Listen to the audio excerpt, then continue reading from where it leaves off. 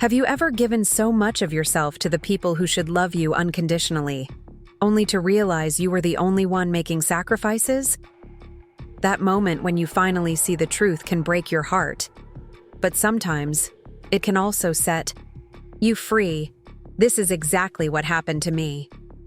Before we jump back in, tell us where you're tuning in from, and if this story touches you, make sure you're subscribed, because tomorrow, I've saved something extra special for you. I grew up in a house that smelled like ginger and spring rain. That's how I always describe it when people ask me about my childhood home. A 2-story colonial on Willow Street in Maplewood with a wraparound porch and a cherry tree that bloomed spectacularly every April. The house itself wasn't anything special by most standards, but it was ours. My father, Robert, spent weekends maintaining it with meticulous care. From the hand-painted kitchen tiles my mother selected to the wooden swing he built on the porch where we would sit during summer thunderstorms. I'm Olivia Chen, and for the key. First 18 years of my life, that house was the center of my universe. My brother Ethan came along when I was 6, and from the moment he arrived, the family dynamic shifted in ways I was too young to fully understand. Where I was expected to maintain straight A's, Ethan was celebrated for passing grades. When I wanted to join the swim team, my parents hesitated about the cost, but Ethan's gaming equipment was purchased without question. "He needs to find his passion," Mom would say, ruffling his hair. "Boys develop differently," Dad would add with a knowing nod. Despite this, I loved my family fiercely. I believed that's what families did. They accepted the imbalance because, in the end, love would even the scales. So I worked harder. I stayed up later studying. I took on a job at 16 to pay for my own activities. I became the daughter who never complained, who always understood, who made things easier for everyone else. The summer before college, I overheard my parents talking on the porch one evening. "I worry about Olivia," my mother said, her voice carrying through the screen door. "She takes everything so seriously." "She'll be fine," my father replied. "Olivia always lands on her feet. It's Ethan I'm concerned about. He needs more guidance. More time." I stood there, the lemonade I'd brought them turning warm in my hands, a familiar ache spreading through my chest. Even my stability was somehow a reason to overlook me. When I left for college at Riverdale University, a 90-minute drive that might as well have been across the country, I hugged my parents tightly, high-fived my brother, and promised to call every Sunday. I didn't cry until I was 20 miles out of town, the cherry tree fading in my rearview mirror. College was both a revelation and a struggle. I worked 30 hours a week at a local cafe while maintaining a full course load in physical therapy. My roommate Zoe would marvel at my schedule. "Do you ever sleep?" she'd ask, watching me highlight textbooks at 2 a.m. "I'll sleep when I graduate," I'd reply, which became our running joke. Meanwhile, my Sunday calls home became increasingly predictable. Mom would mention how much they missed me, then seamlessly transition to Ethan's latest drama, failing classes, girlfriend problems, disputes with teachers. Dad would get on the line briefly, ask about my grades, then hand the phone back to Mom. "We had to buy Ethan a new laptop," Mom mentioned during my sophomore year. "His old one just couldn't handle his design software." "That's nice," I said, calculating how many extra shifts I'd need to cover my textbooks for the next semester. "He's really talented, you know. The guidance counselor says he could have a future in graphic design if he applies himself." I bit. Back the obvious question. Why does Ethan get a new laptop when I'm working myself to exhaustion to pay for my own education? Instead, I said, "That's great, Mom. I hope he makes the most of it." By the time I graduated with honors and secured a position at Riverdale Regional Hospital as a physical therapist, the pattern was firmly established. I was the self-sufficient daughter who had it all together, while Ethan was the perpetual project, always on the verge of some breakthrough that never quite materialized. I found a small apartment near the hospital, furnished it with secondhand pieces I lovingly restored, and built a life that was distinctly mine. Every month, I still set aside money to send home. Just to help with the bills, I'd tell Mom when she'd protest weekly. It wasn't much, but it was consistent. $500 that could have gone toward my student loans or savings, but instead went to the family who had taught me that love meant perpetual sacrifice. My parents had always talked about Cedar Lake. It was their dream retirement spot, a beautiful lakeside community about 40 minutes from Maplewood. "Imagine waking up to that view every morning," Dad would say whenever we drove past it on family outings. "Someday," Mom would add wistfully, "when we win the lottery." It became family shorthand for impossible dreams. "When we live at Cedar Lake" meant the same as "when pigs fly." But I saw how my father's eyes lingered on the properties. Whenever we passed by, how my mother collected real estate brochures for the area and tucked them into her bedside drawer. 4 years into my career, I had established myself at the hospital, paid off half my student loans, and even started a modest investment portfolio. I visited home monthly, bringing groceries and taking my parents out to dinner. Ethan, now 24, still lived at home, cycling through a series of part-time jobs that never lasted more than a few months. He had dropped out of community college after 3 semesters, citing creative differences with his professors. During one visit, I noticed maintenance issues piling up around the house: a leaking roof over the sunroom, peeling paint on the porch columns, the cherry tree looking sickly and untended. "Dad, do you need help hiring someone to look at these problems?" I asked as we sat on the porch swing. He waved away my concern. "Just haven't gotten around to it. Money's a bit tight. Right now?" I glanced at Ethan's new car in the driveway. Nothing fancy, but certainly newer than my 5-year-old sedan. "Is Ethan contributing to the household expenses?" I asked carefully. My father's expression hardened slightly. "He's figuring things out, Olivia. You know how it is at his age." I almost laughed. At his age, I was working full-time, paying my own bills and sending money home. Instead, I nodded and said, "I can increase what I send home each month, just temporarily until things improve." Dad patted my hand. "You've always been our responsible one." That night, as I was helping Mom with dishes, she mentioned casually, "Your father and I have been thinking about downsizing.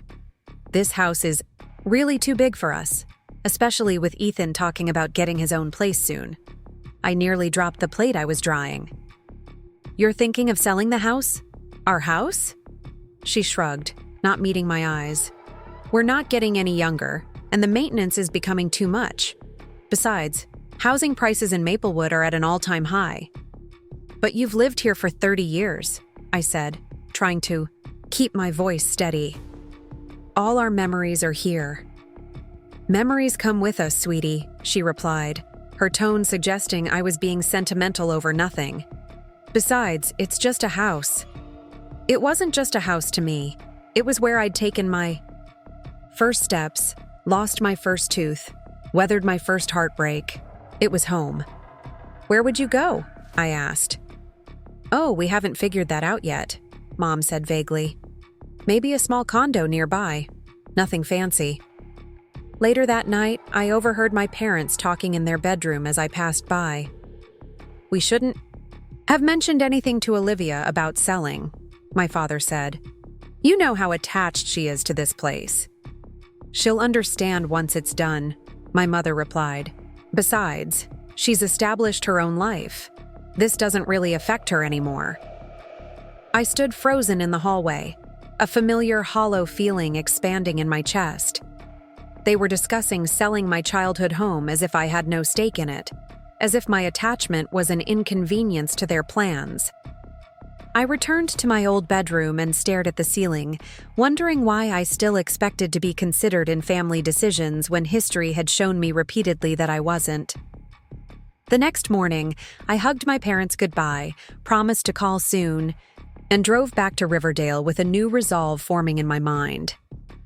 If my childhood home was just a house to them, Perhaps it was time I created a home that was truly mine, one where my contributions were valued, not expected. 2 weeks later, I received a call from Aunt Margaret, my mother's sister, and the family truth teller. Unlike my mother, who softened reality to avoid conflict, Aunt Margaret believed in direct communication. "Olivia, I thought you should know that your parents are meeting with real estate agents this week," she said without preamble. "They're seriously planning to sell the house." I gripped my phone tighter.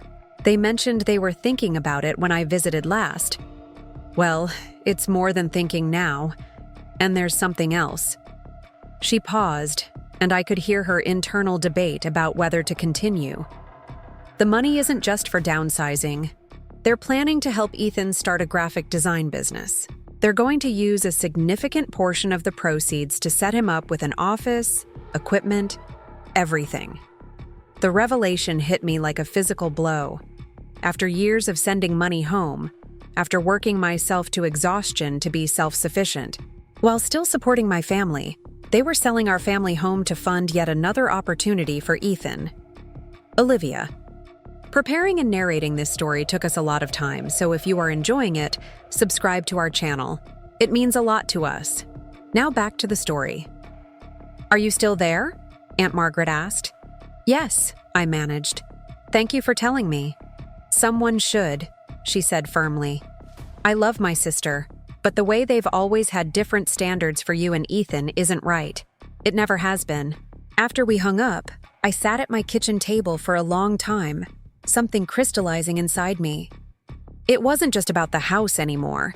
It was about years of imbalance, of unequal expectations, of giving and giving without recognition. Something fundamental had to change, and for once, I needed to put myself first. I opened my laptop and pulled up my financial records. For the past 4 years, I'd been living well below my means, investing carefully, and building what I called my someday fund. I hadn't known what someday meant exactly, perhaps graduate school, or a down payment on a home years in the future. As I reviewed my finances, a wild, impossible idea began to take shape. I opened a new tab and searched for real estate listings at Cedar Lake, my parents' impossible dream location. Property there was expensive, as it had always been, but not entirely out of reach with my savings and excellent credit score. A small lakeside cottage caught my eye. 2 bedrooms, recently renovated, with a deck overlooking the water and large windows to capture the sunrise. It was at the lower end of the Cedar Lake market, modest compared to many homes there, but still requiring nearly all of my savings for a down payment. I stared at the listing photos, heart pounding. The rational part of my brain listed all the reasons this was a terrible idea: depleting my savings, taking on a mortgage that would stretch my budget, buying a home out of what could be interpreted as spite. But another part of me, a part that had been silenced for too long, whispered that this wasn't about spite. It was about reclaiming my narrative, about creating something for myself that couldn't be dismissed or taken for granted. Before I could talk myself out of it, I called the listing agent and scheduled a viewing for the following day. The cottage was even more charming in person. Standing on the deck, watching light dance across the lake, I felt a sense of peace I hadn't experienced in years. This could be mine, something chosen entirely for me, by me. "It's a competitive market," the agent warned as I wandered through the cozy living room. "If you're interested, you'll need to move quickly." I took a deep breath and heard myself say, "I'd like to make an offer." The next few weeks passed in a blur of paperwork, inspections, and financial arrangements. I didn't tell anyone in my family about the purchase, not even Aunt Margaret. This was my secret, my choice, my future taking shape away from the weight of family expectations. Meanwhile, my monthly financial support to my parents continued without comment. If they noticed any change in my demeanor during our phone calls, they didn't mention it.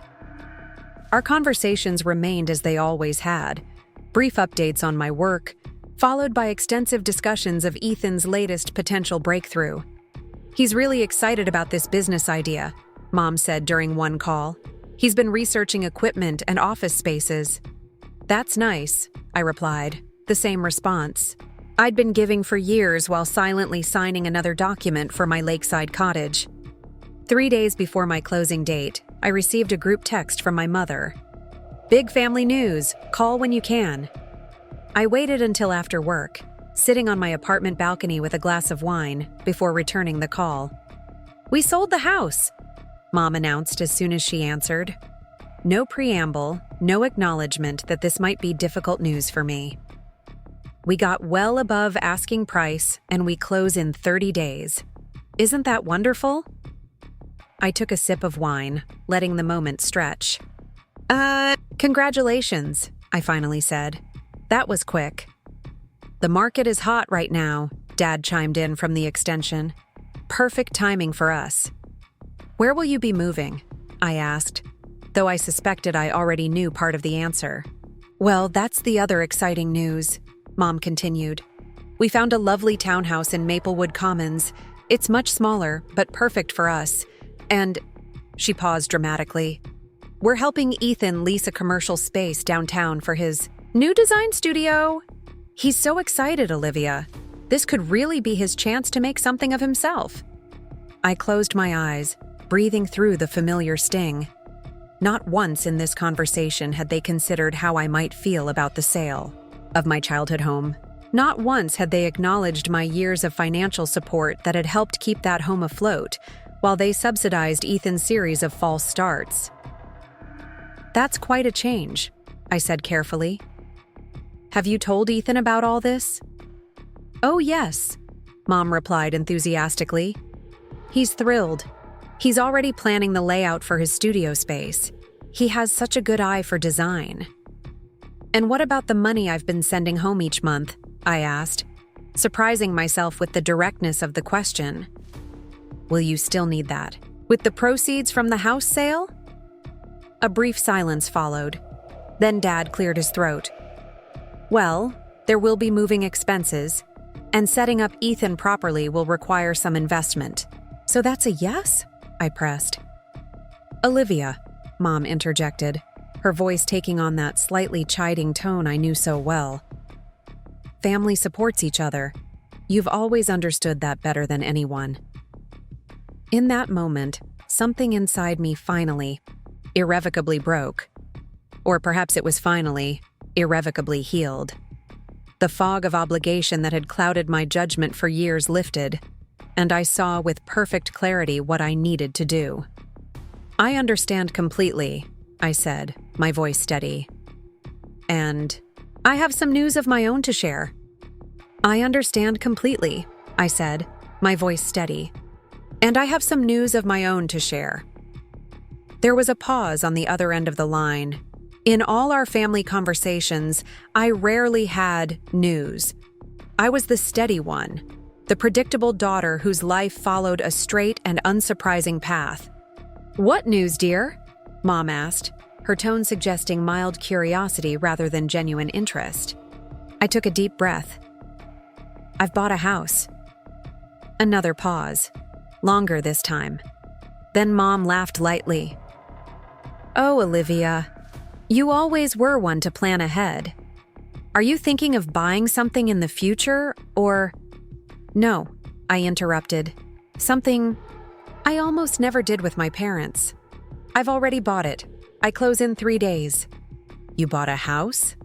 Dad's voice took over, suddenly alert. Where? How? Why didn't you tell us you were looking? These were fair questions, but the underlying tone of surprise, almost accusation, made something harden inside me. They had never once mentioned their house-selling plans to me until they were already in motion, yet my independent decision somehow required explanation. It's a cottage at Cedar Lake, I said simply. The silence that followed was deafening. Cedar Lake, the dream location they had referenced for years, the symbol of success always just beyond their reach. And I, their overlooked daughter, had quietly achieved it on my own. Cedar Lake? Mom finally whispered. But that's… How can you possibly afford? I've been saving for years, I replied. And I've been smart with my investments. But those properties are so expensive, Dad said, his voice a mixture of disbelief and something else I couldn't quite identify. You must have cleaned out your savings. I made a financial decision that works for me, I said, echoing the language they had used about selling our family home. The mortgage is manageable with my salary. Your salary? Mom said faintly. Then, as if suddenly remembering something important. But what about the money you send us each month? If you have this new mortgage… There it was. The crux of the matter laid bare with such unintentional honesty that I almost felt sorry for her. That's actually what I wanted to discuss, I said, keeping my voice level. With my new financial obligations, I won't be able to continue sending money home, especially now that you'll have the proceeds from the house sale. The line went so quiet I thought we might have been disconnected. Then, Dad cleared his throat. Olivia, I understand buying a home is exciting, but you've made a commitment to this family. We're counting on that money for Ethan's business startup costs.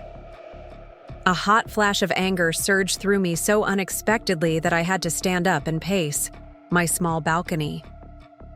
A commitment to the family, I repeated.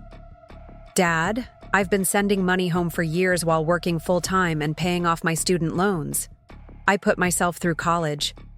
I've never asked for anything in return. That's not fair, Mom interjected.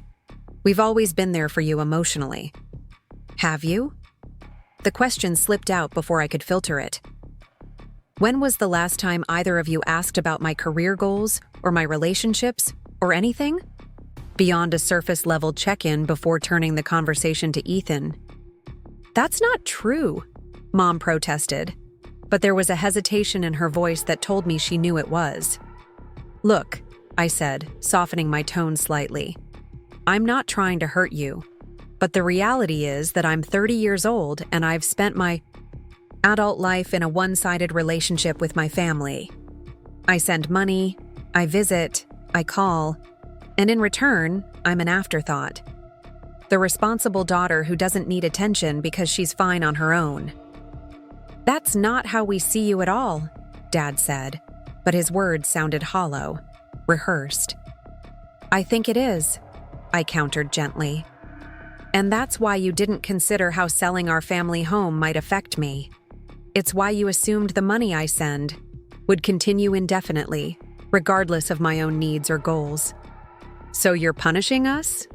Mom's voice had taken on the wounded tone I knew so well, the one that had made me back down countless times before. Because we didn't consult you about selling our own house, you're cutting us off financially? I closed my eyes, feeling the familiar pull of guilt. But this time, I recognized it for what it was, a tool, wielded with precision to maintain the status quo. I'm not punishing anyone, I said firmly. I'm making a healthy decision for myself, just as you made a decision that was right for you when you chose to sell the house. The difference is, I'm telling you directly instead of letting you find out from someone else. The conversation deteriorated after that. Mom cried. Dad grew increasingly stern, and by the end, they were both suggesting that I was being selfish, ungrateful, dramatic, all the familiar accusations designed to keep me in line. When we finally hung up, I sat on my balcony for a long time. Watching the city lights flicker to life as darkness fell, I expected to feel guilty, remorseful, maybe even eager to call back and apologize. Instead, I felt oddly light, as if I'd set down a burden I'd been carrying for so long that I'd forgotten it wasn't actually part of me. My phone buzzed repeatedly, over the next few days with texts from my parents, alternating between guilt trips and stern reminders of family obligation. I read them but didn't respond. For once, I needed to protect the fragile boundary I'd finally established.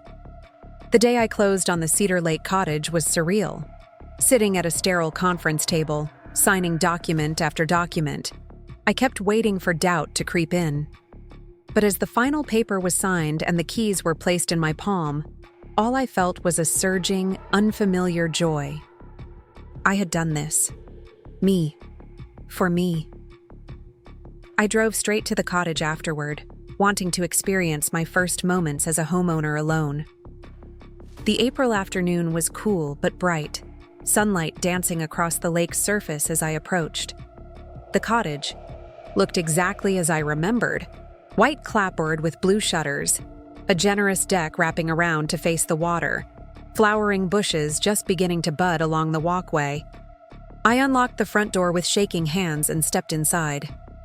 The interior was empty, my furniture scheduled for delivery the following week, but the space still felt full somehow, full of potential, of future memories waiting to be made. The hardwood floors gleamed in the sunlight streaming through the large windows. From every room, there was a view of water, of sky, of something expanding beyond the walls. I walked slowly through each room, trailing my fingers along smooth walls, peeking into closets, testing the sound of my footsteps on the stairs. In the master bedroom, I stood before the large window overlooking the lake and watched a pair of ducks glide across the surface, leaving gentle ripples in their wake. This was mine. Not because someone had gifted it to me, not because I was the good child who deserved a reward, but because I had worked for it, saved for it, chosen it for myself. I slid open the glass door to the deck and stepped out, breathing in the scent of water and pine.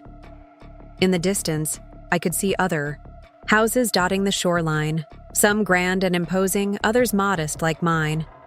I wondered briefly about my neighbors, whether I would find community here or solitude. Either would be fine. For now, I just needed this space, this freedom, this beginning. My phone buzzed in my pocket, breaking the spell. It was Zoe. "Did you do it? Are you officially a homeowner?" Her excitement bubbled through the line. "I am," I confirmed, unable to keep the smile from my voice. "I'm standing on my deck right now, looking at my lake." "I'm so proud of you, Liv. This is huge." Her voice softened. "How did your family take the news?" I sighed, turning to lean against the railing. "About as well as you'd expect. They're convinced I'm punishing them, that I've somehow betrayed the family by making a decision for myself." "Classic," Zoe muttered. She'd witnessed enough of my family dynamics over the years to understand the pattern. And the money thing? That was the worst part. It's like they didn't even hear that I'd bought a house. They just immediately worried about how it would affect the monthly checks. I shook my head, even though she couldn't see me. I don't think they realize how revealing that is. "So what? Now? Are you speaking to them?" I watched a sailboat drift lazily across the lake, its white sail bright against the blue water. "I'm giving myself some space. I've spent so many years trying to earn their approval, their consideration. I need to figure out who I am without that driving force." "Well, I, for one, think who you are is pretty amazing," Zoe said warmly. "And I can't wait to see the cottage. I'm still coming to help with the move this weekend, right?" "Absolutely," I confirmed. "I'll supply the pizza and wine if you supply the muscle." After we hung up, I stayed on the deck until the sun began to set, casting long shadows across the water. As darkness fell, I reluctantly locked up and drove back to my apartment in Riverdale, already dreaming of the day when the cottage would be my permanent address. The week that followed was a whirlwind of logistics, arranging furniture deliveries, transferring utilities, packing up my apartment. I took a week of vacation from the hospital to focus on the move, immersing myself in the practical details to avoid dwelling on the continued silence from my parents. Aunt Margaret called midweek, her voice tentative. "Olivia, do you have a minute?" "Sure, Aunt Margaret," I said, pausing in my packing. "Is everything okay?" "I just got off the phone with your mother," she said without preamble. "She's quite upset. She says you bought a house at Cedar Lake and are cutting them off financially?" I sighed, sitting on the edge of my half-dismantled bed. That's her interpretation. The reality is that I made a financial investment for my future, and I can know longer afford to send them money every month. Money they're now planning to use for Ethan's business venture. Aunt Margaret was quiet for a moment. "Cedar Lake," she finally said, a note of awe in her voice. "Your parents have talked about living there for as long as I can remember." "I know," I admitted. "That wasn't intentional. It was just the right property at the right time." She hummed, unconvinced. "Well, intentional or not, it's certainly made an impression. Your mother is beside herself, partly with worry about the finances, but I think mostly because you've managed to achieve something she and your father always saw as out of reach." A complicated tangle of emotions knotted in my chest. Satisfaction, guilt, regret, determination. "I didn't do it to hurt them," I said softly. "I know that, dear," she assured me. "But families have a way of making everything personal, especially when long-established dynamics are disrupted. You've been the reliable one, the caretaker, for so long that they don't know how to process this independent streak." I laughed, without humor. "Independent streak? Aunt Margaret, I've been living independently since I was 18. This is just the first time I've prioritized my needs over theirs."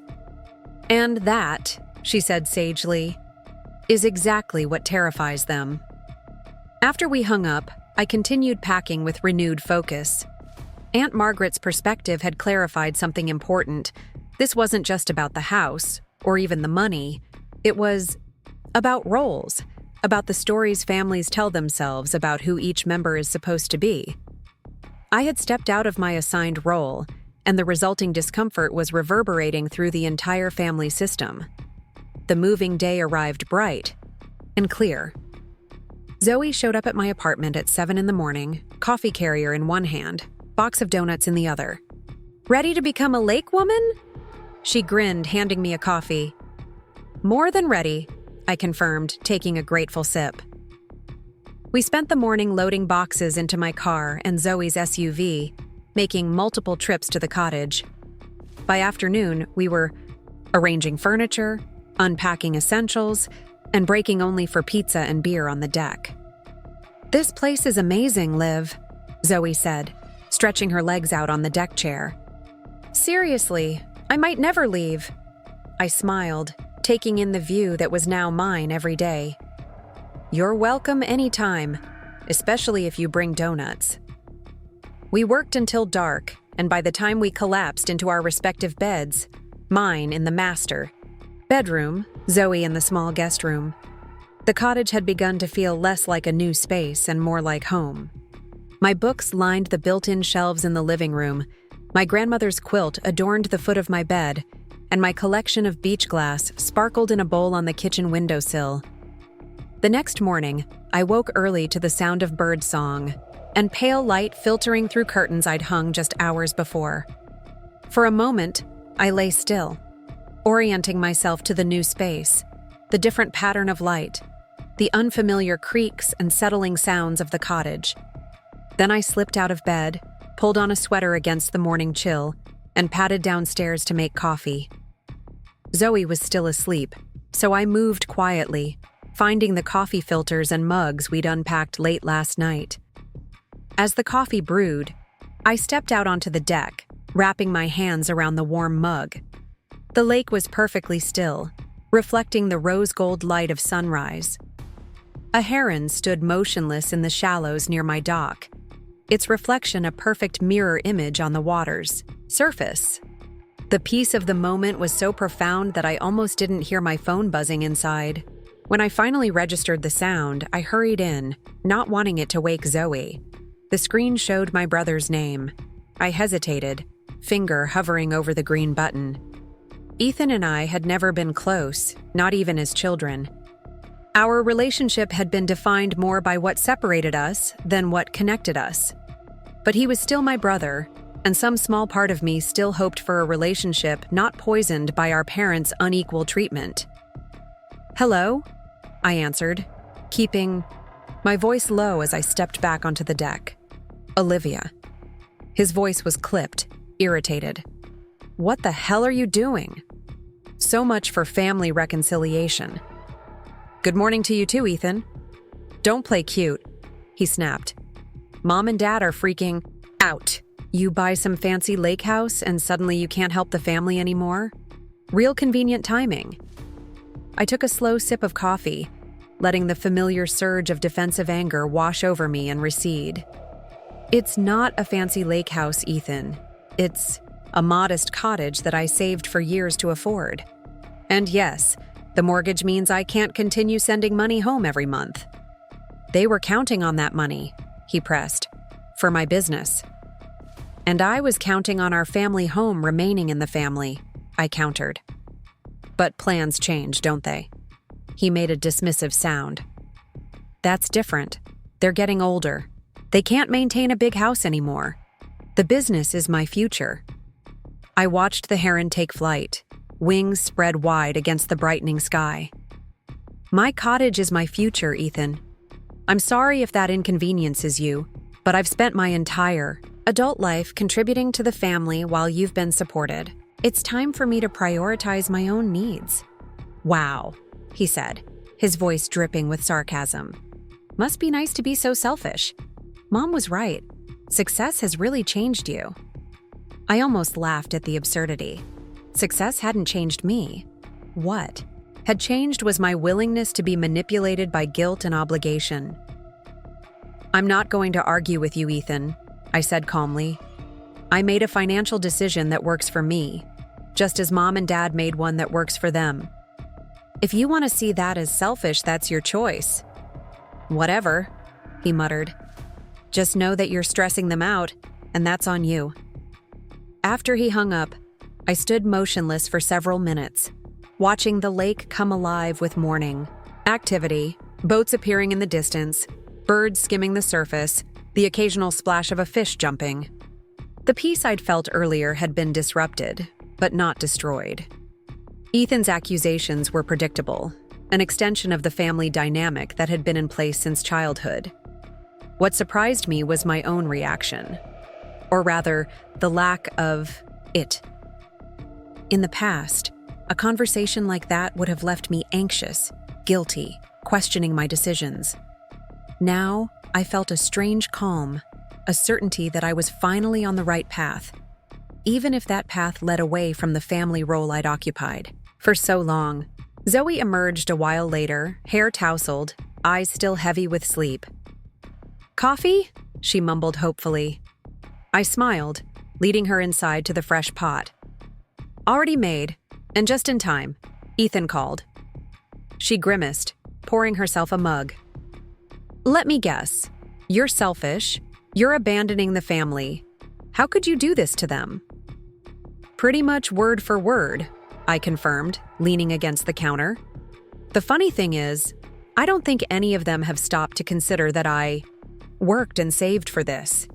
In their minds, I've somehow cheated them, as if my financial independence is an act of betrayal rather than achievement." Zoe blew on her coffee, studying me over the rim. "How are you feeling about all of it? Really?" I considered the question seriously. "Sad," I finally said. "Sad that my family can't celebrate this milestone with me. Sad that they see my growth as a threat. But also relieved. Like I've finally broken a pattern that was slowly suffocating me." She nodded, understanding in her eyes. "Boundaries are hard, especially with family. But from where I'm standing, you're doing the right thing. Maybe the only thing you could do to have a healthy relationship with yourself." We spent the rest of the day unpacking, arranging, making the cottage truly mine. By the time Zoe left, that evening to drive back to Riverdale, the transformation was remarkable. What had been an empty shell just days ago was now undeniably home. Standing in the doorway as Zoe's taillights disappeared down the lane, I felt a curious mixture of emotions. The bittersweetness of a friendship goodbye layered over the excitement of my first night alone in my new home. But most surprising was the absence. The guilt, anxiety, and obligation that had been my constant companions for so long had receded to a manageable whisper. I closed the door, turning to face my living room with its comfortable furniture, shelves of beloved books, and windows framing the now dark lake beyond. This space was a physical manifestation of a deeper truth I was just beginning to understand. I was allowed to create a life that nourished rather than depleted me. I was allowed to define myself outside the narrow confines of family expectation. As I moved through the cottage, turning on lamps against the gathering darkness, I realized that this wasn't just a new home. It was a new beginning. And for the first time in my adult life, I was genuinely excited to discover what came next. The first month at Cedar Lake settled around me like a comfortable embrace.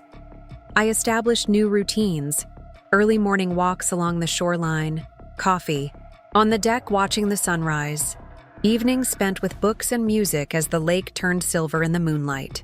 I adjusted my work schedule at the hospital to 4 10-hour shifts, giving me 3-day weekends to fully immerse myself in lake life. The cottage transformed with each passing day. I planted flower boxes beneath the windows, filling them with bright geraniums and trailing ivy. I hung wind chimes that sang in the lake breeze and strung fairy lights along the deck railing. Inside, I arranged and rearranged furniture until each room felt exactly right. Cozy yet spacious, personal yet welcoming. My neighbors gradually introduced themselves. A retired couple 3 houses down who brought freshly baked sourdough bread, a young family across the lane whose children instantly fell in love with the lake, a middle-aged writer who lived alone at the end of the road and walked her golden retriever past my cottage each evening. They were friendly but not intrusive, offering waves and brief conversations that could either deepen into relationships or remain comfortably distant, depending on what I needed. What surprised me most was the silence from my family. After Ethan's angry call, I'd expected a barrage of communications, guilt-laden texts from Mom, stern lectures from Dad, perhaps even another call from my brother. Instead, nothing.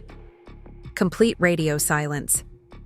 The absence was both liberating and unsettling, like the sudden disappearance of a persistent noise you'd grown so accustomed to that its absence becomes a presence of its own. I checked in with Aunt Margaret periodically, not wanting to place her in the middle but needing some connection to family events. "They're sulking," she informed me during one such call, a hint of amusement in her voice. "Your mother is telling everyone who'll listen that you've abandoned the family while your father is pretending nothing has happened. Classic Chen family conflict management." "And Ethan?" I asked, though I could guess the answer. "Oh, he's loving the extra attention," she confirmed. "He's positioned himself as the loyal child who would never hurt his parents the way you have." I sighed, lying back on my deck chair, phone pressed to my ear. I thought they might at least call to see if I'd settled in okay. Aunt Margaret hummed thoughtfully. "That would require acknowledging your move as legitimate rather than a betrayal. They're not quite there yet." Despite the family tension, or perhaps because of its absence, I found myself relaxing in ways I hadn't experienced since childhood. The constant background anxiety, the need to check in, to send money, to absorb family dramas, had dissipated, leaving a quiet space for self-discovery. I joined a Saturday morning kayaking group on the lake. I experimented with new recipes in my cozy kitchen. I volunteered at the local library's literacy program once a week. And at work, several colleagues commented on the change. "You seem different lately," noted Dr. Harrison, a cardiologist I often collaborated with on patient rehabilitation plans. "More present somehow." I smiled, arranging patient files on my desk. "I moved to Cedar Lake. It's been good for me." His eyebrows rose. "Cedar Lake? That's a lovely area, quite exclusive." "Parts of it are," I acknowledged. "I found a modest cottage on the North Shore. It's nothing fancy, but it's mine." He nodded approvingly. "Good for you, Olivia. It's important to invest in yourself." Invest in yourself. The phrase lingered with me throughout the day. That's exactly what I had done. Invested in myself, my peace, my future. after years of investing primarily in a family system that drained rather than sustained me. 6 weeks after my move, as May bloomed into early June, the silence from my family finally broke. I was at work, guiding an elderly stroke patient through gentle mobility exercises, when my phone vibrated repeatedly in my pocket, the pattern indicating multiple text messages arriving in succession. During my lunch break, I checked the messages and found 5 from my mother. "Olivia, we need to talk. It's important. Please call me when you get this. Your father and I are very concerned. This silent treatment is childish, Olivia. It's about the house. Call me." My stomach tightened with familiar anxiety, but I pushed it away, focusing on the last message. The house. Which house? My cottage? Their sold family home? Ethan's business location? I waited until I was home that evening, settled on my deck with a glass of wine and the sunset painting the lake in shades of orange and pink, before returning the call. My mother answered on the first ring, as if she'd been waiting with the phone in hand. "Finally," she said by way of greeting. "I was beginning to think you'd changed your number." I took a slow sip of wine. "Hello, Mom. I was at work when you texted. What's going on with the house?" "Well, that's direct," she remarked, a note of disapproval in her voice. "No, how are you, or sorry for disappearing for over a month?" "I didn't disappear," I said calmly. "I moved, and I told you I was moving. You chose not to contact me afterward." She made a small sound of exasperation. "Because you dropped a bombshell on us, Olivia. You bought a house without telling us, cut off financial support we were counting on, and then just went silent." I watched a pair of ducks glide across the still water, leaving widening ripples in their wake. "What did you expect me to do? Continue sending money I now needed for my mortgage? Apologize for making a decision about my own life? You sold our family home without consulting me, then expected me to help fund Ethan's business with the proceeds of my hard work. Why was that okay, but my buying a home for myself wasn't?" There was a long pause. I could almost see her sitting at her kitchen table, lips pressed into a thin line, trying to formulate a response that would steer the conversation back to familiar territory. My obligations, my responsibilities, my role as the reliable daughter. "This isn't about that," she finally said, her voice tight. "There's a problem with the house sale." I sat up straighter. "What kind of problem?" "The buyers are backing out. Something about the inspection revealing foundation issues that are too expensive to repair." She sounded tired suddenly, the fight draining from her voice. "We'll have to relist at a lower price, which means less money for the move and other expenses. Ethan's business startup, she meant." I waited, sensing there was more coming. "We've already put a deposit on the townhouse," she continued. "Non-refundable. And Ethan has signed a lease for his commercial space." Of course they had. Always moving forward with plans based on money not yet firmly in hand, especially when it came to Ethan's ventures. "I'm sorry to hear that," I said, genuinely meaning it. Foundation issues were serious and expensive. "What did the inspector recommend?" "That's not..." She stopped, seeming caught off guard by my practical question. "I don't know the details. Your father handled that part. The point is, we're in a difficult position now." I waited, watching the sunset deepen to crimson behind the trees. I knew where this was heading, could feel it coming like the pressure drop before a storm. "We need your help, Olivia," she finally said, her voice softening into the tone she always used when asking for something significant. "Just temporarily, until we can sort this out and get the house back on the market." Despite anticipating this exact request, I still felt a pang of disappointment. Not once in this conversation had she asked about my new home, my well-being, my life. There had been no acknowledgement of my achievement, no congratulations on this milestone, not even basic curiosity about where and how I was living. "What kind of help are you looking for?" I asked, though I already knew. Financial, of course, she said, as if it were obvious. Just for a few months. Enough to cover the difference between what we'd planned to have from the house sale and what we need for current expenses. And how much would that be?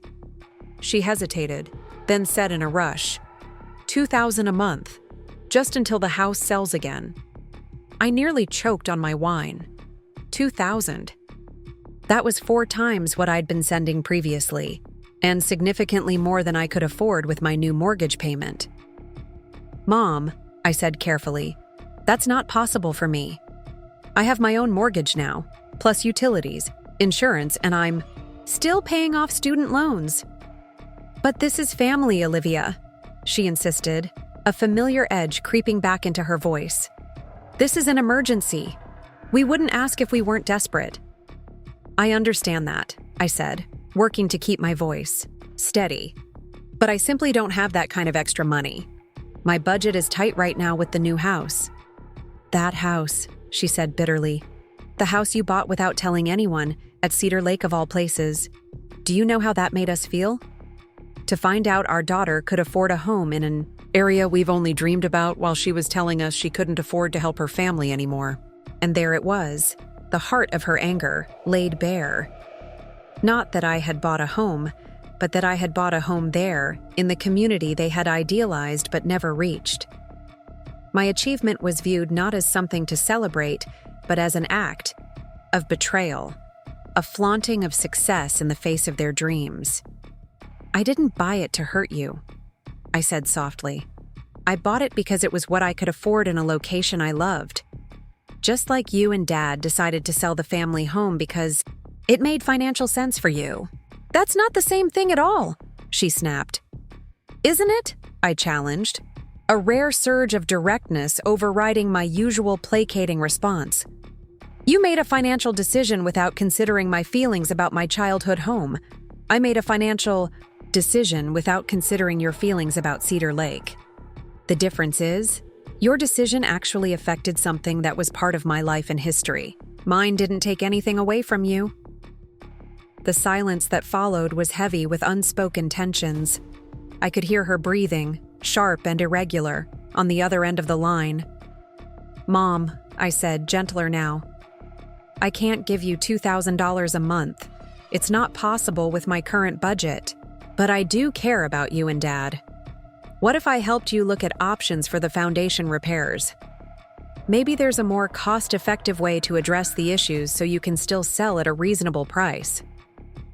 We don't need your advice, Olivia, she said coldly. We need your support, financial support. If you can't provide that, then I don't know what else to say.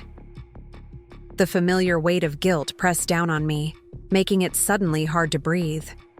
This was the pattern, need expressed, boundaries drawn, guilt deployed as the weapon of choice to break those boundaries down. How many times had I gone through this cycle?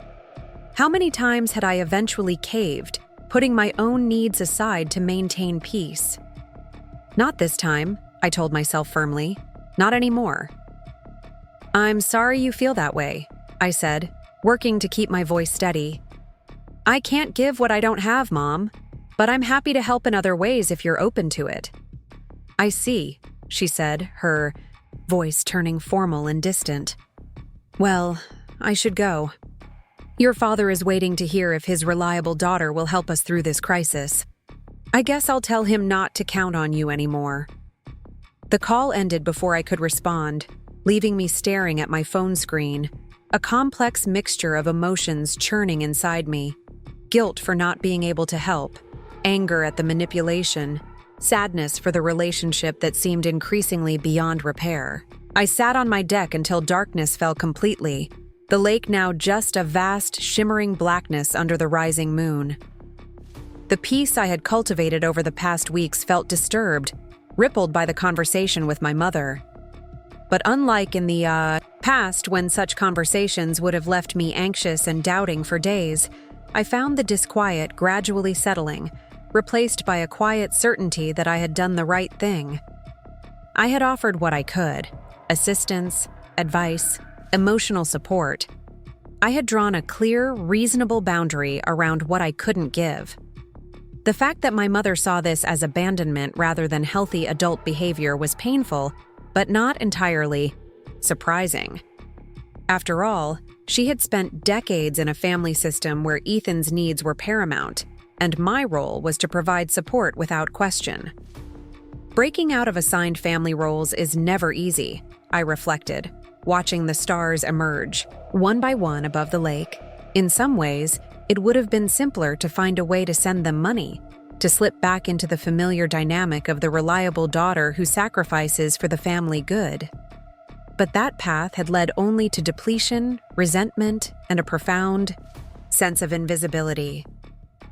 The next morning, I woke to a text from my father, the first direct communication I'd had with him since our phone call about the house sale weeks earlier. "Your mother is very upset. We really need your help right now. Family should stick together in hard times." I read it several times over my morning coffee, feeling the subtle pressure of his words. Unlike my mother's emotional appeals, my father typically took the moral high ground approach, brief, seemingly reasonable statements that nonetheless carried the weight of unspoken judgment. I typed and deleted several responses before finally settling on, "I understand this is a difficult time.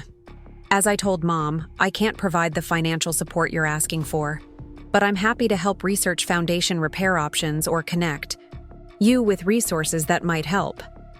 His response came an hour later, as I was preparing to leave for work. "We'll manage without your help. We always do." Always do? The inaccuracy of this statement was so stark that I actually laughed out loud. In my kitchen. When had they ever managed without my help?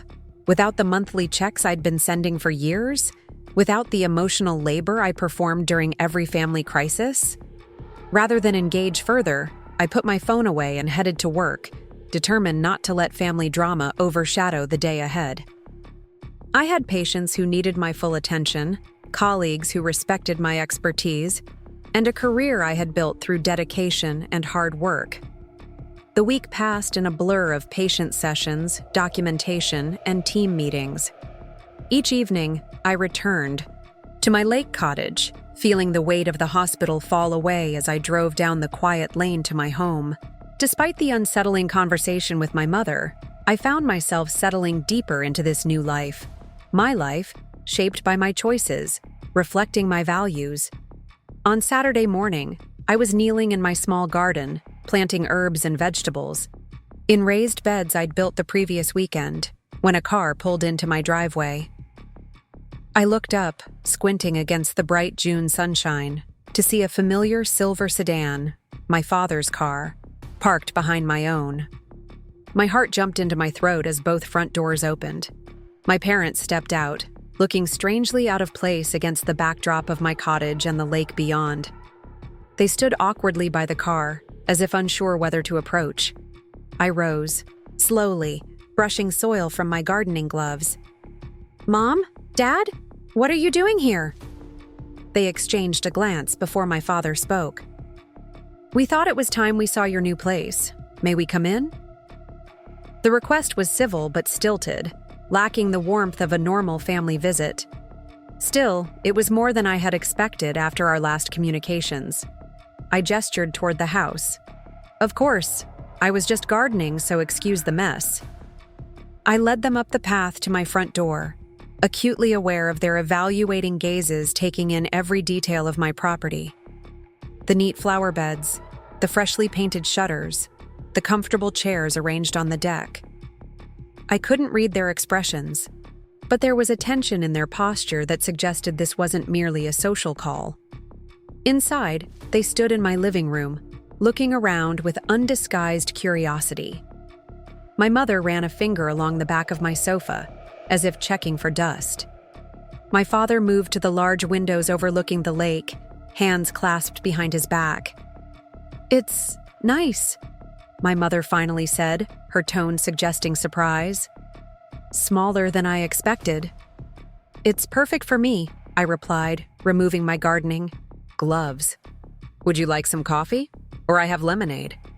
"Coffee would be nice," my father said, still staring out at the lake. In the kitchen, I busied myself with the coffee maker, grateful for the moment of separation to collect my thoughts. Their unexpected appearance had caught me off guard. Were they here to reconcile? To continue pressuring me about money? To see firsthand what I had chosen over supporting them? When I returned with 3 mugs of coffee, they had seated themselves on my sofa, looking uncomfortable and out of place amid my brightly colored throw pillows and personal mementos. "So," I said, settling into an armchair across from them, "this is a surprise. What brings you all the way out to Cedar Lake?" My parents exchanged another glance, a silent communication that excluded me even in my own home. Then my father cleared his throat. "Olivia, we've been thinking a lot about our last conversations," he began, his voice carrying the formal tone he used when delivering what he considered important messages. "While we were disappointed by your unwillingness to help with our current financial situation, we've come to realize that perhaps we've relied too heavily on your support over the years." I took a careful sip of coffee, waiting. This sounded rehearsed, diplomatic, not the angry confrontation I had half expected. "What your father is trying to say," my mother interjected, "is that we've found a solution to our house problem. We're going to take out a home equity loan to fix the foundation issues before putting it back on the market." "That sounds sensible," I said cautiously. "A good investment to make the property more sellable." My father nodded. "Exactly. And while that's being arranged, we've had to make some adjustments to our plans." Here it comes, I thought, tension creeping back into my shoulders. The real reason for their visit. "We've had to delay our move to the townhouse," he continued. "And Ethan's business, well, that will have to wait until the house sells." The way he emphasized this last point, his eyes fixed steadily on mine, made it clear. They wanted me to know that Ethan's dreams were being delayed because of my refusal to help. It was guilt by implication, delivered with just enough subtlety to maintain plausible deniability. "I hope the repairs go smoothly," I said, choosing not to rise to the bait. "Foundation issues can be tricky, but addressing them properly will definitely help with the sale." My mother's mouth tightened slightly at my practical response. "Yes. Well, we didn't come here to discuss house repairs. We came because—" She hesitated, looking to my father for support. "Because we wanted to see this place for ourselves," he finished. "To understand what was so important that you would choose it over helping your family." And there it was. The true purpose of their visit laid bare. Not reconciliation, not acceptance, but judgment. They had come to inspect what they saw as the instrument of betrayal, to confirm their narrative that I had chosen luxury over loyalty. I set my coffee mug down carefully, feeling a calm certainty settle over me. "This isn't about choosing a house over family," I said quietly. "This is about finally choosing myself after years of putting everyone else first. This cottage isn't just shelter. It's the first time I've invested in my own happiness instead of pouring all my resources into a family system that consistently overlooks me." My mother flinched as if I'd raised my voice, though I hadn't. "That's not fair, Olivia. We've always supported you." "Have you?" I asked, keeping my tone gentle but direct. "You supported Ethan financially through failed ventures and poor choices. You celebrated his minor achievements while taking my successes for granted. You made major family decisions without considering my feelings, then expected me to help, fund those decisions without question." My father's face had reddened slightly. "We raised you, put a roof over your head, fed you." "Until I was 18, I interrupted, something I rarely did with my father. "After that, I put myself through college, established my career, and built financial stability through my own efforts. And still, I sent money home every month to help with your expenses, money that often went towards supporting Ethan." My mother stood abruptly, coffee sloshing in her mug. "I think we've heard enough. You've clearly made your choice, Olivia. This house, this view, this selfish life you've created. It's more important to you than your family's needs." I remained seated, looking up at her with a steady gaze. "Mom, having boundaries isn't selfish. Taking care of myself isn't selfish. I offered to help in ways I could afford, with advice, with research, with emotional support. You rejected those offers because they weren't what you wanted." "What we needed," my father corrected, rising to stand beside my mother. "What your brother needs to get his life on track." I stood as well, unwilling to physically remain in a position of lesser power. Ethan is 24 years old. His life, his choices, his career, those are his responsibility, not mine. I love him as my brother, but I'm not obligated to fund his business ventures or support him financially. My mother shook her head, a mixture of disbelief and disappointment on her face. "I don't even recognize you anymore, Olivia. This place, these ideas, they've changed you." "No," I said softly, feeling the truth of my words as I spoke them. "I haven't changed fundamentally. I've just finally found the courage to be who I've always been, to ask for what I deserve, to create boundaries that protect my well-being. The person you don't recognize is the real me, not the compliant daughter who suppressed her own needs to keep the peace." My father set his barely touched coffee on the side table with a decisive click. "We should go. Clearly, this visit was a mistake." I walked them to the door, a curious sense of peace settling over me despite the tension crackling in the air. As they stepped onto the porch, my mother turned back, her expression a complex mixture of anger and what might have been grief. "So, this is it? You've chosen this life over your family?" I looked at her steadily, feeling compassion despite everything. "I haven't chosen anything over family, Mom. I've just expanded the definition to include myself. My well-being matters too. I hope someday you can understand that." My father placed a hand on my mother's back, guiding her toward the car without another word. I stood on the porch, watching them drive away, the silver sedan disappearing around, the bend in the lane. Instead of the devastation I might have expected to feel, I found myself exhaling a breath I didn't know I'd been holding, perhaps one I'd been holding for years. Their visit, though painful, had crystallized something important. I was no longer seeking their approval or understanding. I had finally learned to approve of and understand myself. I returned to my garden, kneeling in the warm soil, planting seeds that would take root and grow in their own time. Like the garden, my new life was just beginning to take shape. Rooted in self-respect, nurtured by boundaries, growing toward the light of authentic joy. Summer unfurled across Cedar Lake like a vibrant tapestry. My garden flourished, tomatoes ripening on sturdy vines, basil releasing its fragrance with every breeze, marigolds standing guard with their bright orange faces. I spent my free days kayaking across the glassy morning water, watching ospreys dive for fish, and discovering secluded coves tucked along the shoreline. Evenings found me on my deck, reading as golden light spilled across the lake, occasionally raising a glass in silent toast to passing boats. 3 weeks had passed since my parents' tense visit, and silence had once again descended between us. I'd sent a brief text afterward. "I'm sorry we couldn't find common ground, but my door is always open when you're ready to talk."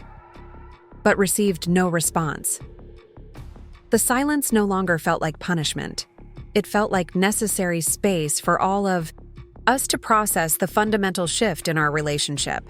Zoe visited regularly, bringing city gossip and enthusiastic plans for lake activities. "You know what this place needs?" she announced one Sunday, sprawled on my deck chair with a mimosa in hand. "A fire pit, right over there by the water's edge. Perfect for moonlit conversations and slightly excessive s'mores consumption." "I've actually been thinking the same thing," I admitted, smiling at her predictable extravagance. "But something simple and low-key. Stone circle, nothing fancy." "Nothing fancy," she repeated with a dramatic eye roll. The Olivia Chen motto. I laughed, but her words stayed with me after she left. Had nothing fancy been my motto? A reflexive downplaying of my desires, my achievements, my right to want beautiful things? Perhaps it had been a form of self-protection. Wanting less meant risking less disappointment when those wants were overlooked or dismissed. The following weekend, I built the fire pit. Not a simple stone circle, but a carefully constructed copper-bowled statement piece set on a small stone patio I installed myself, with comfortable Adirondack chairs arranged around it. When finished, I stood back, admiring the way it complemented the cottage while adding a new dimension to the property. Something I'd created, not out of necessity, but out of pure desire for beauty and comfort. Nothing fancy indeed. As July melted into August, my life at Cedar Lake took on a rhythm that felt both novel and deeply right. I joined a local book club that met monthly at the community library. I became friends with my neighbors. The retired couple, David and Eleanor, often invited me for afternoon tea on their screened porch. The young family, the Parkers, welcomed me to their weekend barbecues. Even the solitary writer, Meredith, occasionally stopped for conversations that grew longer and more personal as summer progressed. What surprised me most was how quickly I was accepted into this community. At first, I worried my youth and single status might make me an anomaly among Cedar Lake residents, many of whom were retired couples or established families. Instead, I found people remarkably uninterested in fitting me into predefined categories. No one treated me as the responsible one or the one who always figures things out. I was simply Olivia, the physical therapist with the blue cottage, who made excellent sangria and had a talent for fixing dock ladders. On a warm Tuesday evening in mid-August, I was enjoying a solo dinner on my deck when my phone rang. Aunt Margaret's name lit up the screen. "Hello, stranger," I answered warmly. We'd spoken only briefly in recent weeks, quick check-in calls that skimmed the surface of family matters without delving deep. "Olivia," she said, her voice uncharacteristically serious. "I wanted to make sure you heard the news from family first." My fork froze halfway to my mouth. "What news?" "The house on Willow Street sold yesterday. Above asking price, apparently, after your parents fixed the foundation issues." I set my fork down slowly, a complex wave of emotions washing over me. The house where I'd grown up, the home I'd assumed would remain in our family for generations, was now officially, irrevocably, gone. Despite knowing this was coming, the finality of it struck harder than I'd expected. "That's good," I managed after a moment. "I'm glad they were able to resolve the issues and get a good price." "Olivia," Aunt Margaret said gently, "it's okay to feel sad about it. That house was your childhood home." I pressed my fingertips against my closed eyelids, surprised to find moisture there. "I know, it's just, I thought I'd processed this already. But hearing it's really done? Of course it hurts. Endings always do, even necessary ones." Her voice was kind but matter-of-fact. "Have your parents told you about the sale?" "No," I admitted. "We haven't spoken since they visited my cottage last month. It didn't go well." "Ah," she said knowingly. "Your mother mentioned a visit but was uncharacteristically short on details. I gathered it wasn't the reconciliation she'd hoped for." I gazed out at the lake, now painted in twilight hues of purple and deep blue.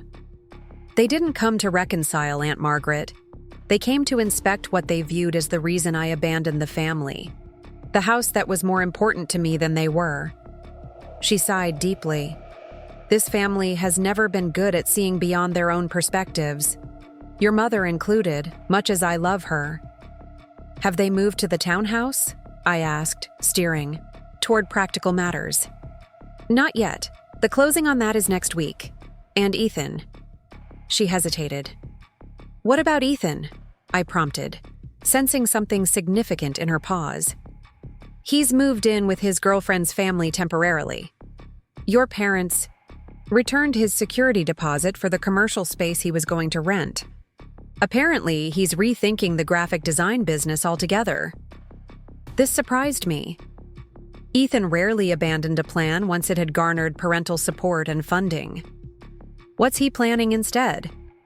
That's the intriguing part, Aunt Margaret said, a hint of amusement creeping into her voice. He's talking about real estate, specifically buying and renovating properties at Cedar Lake. I nearly choked on the sip of water I'd just taken. Cedar Lake? But that's where you live, yes. Suddenly, after you bought your cottage there, it's become his dream location too. He's been researching properties, talking about renovation potential, property values. Your mother is quite impressed with his new, mature approach to investment. I set my glass down carefully, processing this information. My brother, who had never shown interest in property or renovation, was now suddenly focused on the exact community I had chosen. It couldn't be coincidence. That seems convenient, I said slowly. I thought you'd find it interesting, Aunt Margaret replied, the dry understatement clear in her tone. Especially since he's been telling everyone that he actually discovered Cedar Lake years ago and has always planned to live there someday. A laugh escaped me despite the discomfort curling in my stomach. Of course he has. After we hung up, I sat in the gathering darkness, considering this new development. My first reaction was irritation. Cedar Lake was my sanctuary, my carefully chosen escape from family dynamics. The idea of Ethan inserting himself here, potentially making my peaceful community another arena for competition and comparison, was deeply unsettling. But as I watched stars emerge above the darkening water, a different perspective gradually took shape. Perhaps Ethan's sudden interest in Cedar Lake wasn't merely about competing with me. Perhaps, in his own way, he was seeking what I had found here: independence, a fresh start, an identity separate from the family narrative. The thought was oddly comforting, even as it raised new questions about how I would navigate this potential shift in family geography. If Ethan did move to Cedar Lake, how would it affect my hard-won peace? Would my parents follow, drawn by the dual attraction of both children in one location? Would my carefully constructed boundaries crumble under renewed proximity? The only certainty was that I couldn't control their choices, only my responses to them. And I was finally learning that my responses didn't have to follow old, destructive patterns. I could choose differently. I was choosing differently. 2 days later, my suspicions about Ethan's plans were confirmed in the most unexpected way. I was at the local hardware store debating between paint samples for my kitchen cabinets when I heard a familiar voice asking about waterproof deck sealants.